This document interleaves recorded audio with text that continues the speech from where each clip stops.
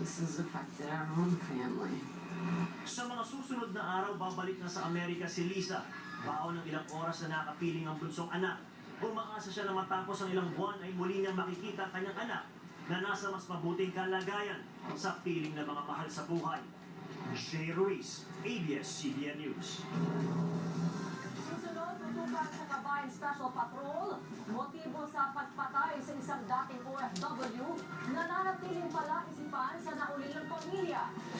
At ang bagong escape hunt adventure, paano niyo matatakasan? Tara, Gretz, sa pagbabalik ng TV Patrol!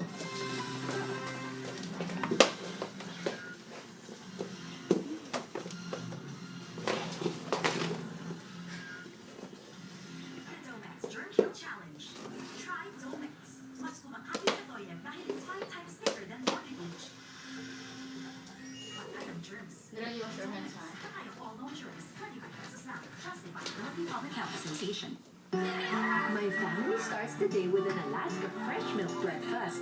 May 20 plus essential nutrients na tumutulong magpalakas Ano kaya nakainin ni Red, no? sigla throughout the day. Masipag siyang ganito. Winner ang araw mo.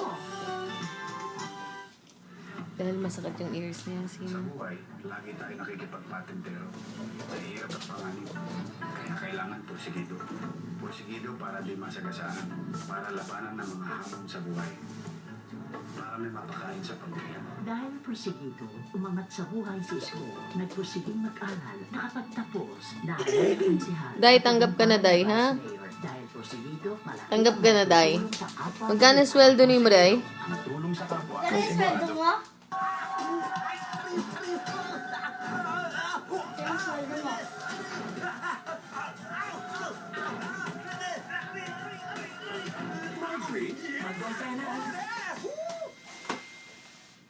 So masarap tong lutong ng crispy patata. Para siyang...